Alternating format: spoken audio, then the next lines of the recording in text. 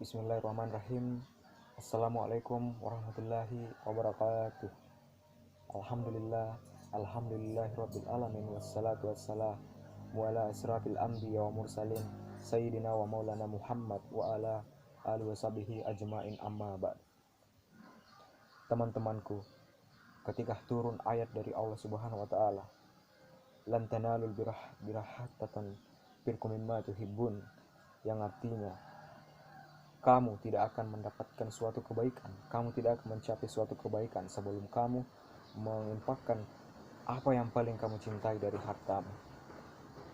Ketika turun ayat tersebut, teman-teman, ada seorang sahabat Nabi yang terkenal sangat kaya raya pada waktu itu, yang bernama Abu Talha, yang kemudian datang menemui Rasulullah dan berkata, "Ya Rasulullah, telah turun ayat dari Allah Subhanahu wa taala, lan tanalu birra hatta tunfiqu mimma tuhibbun, dan sesungguhnya harta yang paling aku cintai ya Rasulullah adalah sebidang tanah yang berada di depan Masjid Bayrahah."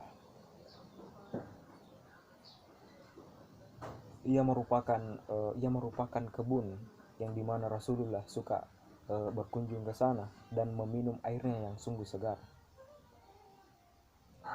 Dan ketika Allah Subhanahu wa taala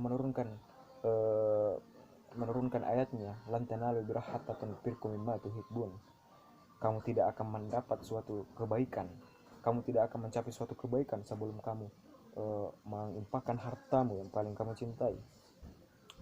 Dan kemudian sebidang tanah tersebut merupakan harta yang paling dicintai oleh Abu Talha tersebut. Maka Abu Talha kemudian berkata, "Ya Rasulullah, saya akan menginfakkannya di jalan Allah Subhanahu wa taala." Subhanallah. Apa kata Rasulullah? Rasulullah berkata, Bar, la kamalun rabihi, la kamalun rabihi. Itu sungguh harta yang itu adalah harta yang sangat menguntungkan. Aku beranggapan, kata Rasulullah, aku beranggapan bahwa bagikan saja harta tersebut kepada saudara-saudaramu, bagikan saja kepada kerabat-kerabatmu. Masya Allah, teman-teman, sungguh kisah yang luar biasa, sungguh kisah yang betul-betul bisa dijadikan faidah yang sangat besar, di mana sahabat ini ketika Allah menurunkan suatu ayat, maka mereka segera mengamalkannya. Allah mengatakan, kamu tidak akan mendapatkan suatu kebaikan sebelum kamu menginfakkan hartamu. Dan maka Abu Talha ini segera melihat harta yang paling ia cintai dan ia infakkan di jalan Allah Subhanahu wa taala. Adakah teman-temanku keimanan yang luar biasa seperti ini? Ketika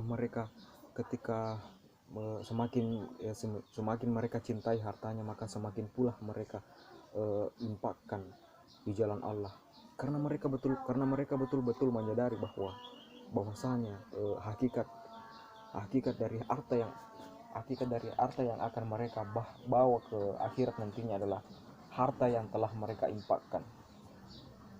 Kisah yang sungguh luar biasa, teman-temanku. Sahabat ini adalah sahabat yang betul-betul tunduk kepada Allah Subhanahu wa taala dan Rasulnya. Maka sudahkah kita berusaha seperti demikian, teman-teman? Mengaplikasikan ayat sehingga kita termasuk orang-orang yang dicintai Allah Subhanahu wa taala? Semoga kita termasuk orang-orang, teman-temanku. Semoga kita termasuk orang-orang yang senantiasa berjiwa dermawan dan menginfakkan harta kita di jalan Allah Subhanahu wa taala.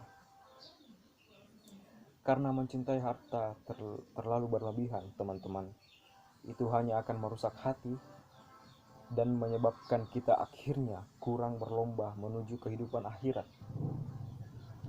Baiklah teman-teman, itulah tadi dakwah singkat dari saya mengenai keutamaan infak. Wabillahi taufiq wal hidayah. Wassalamualaikum warahmatullahi wabarakatuh. Terima kasih.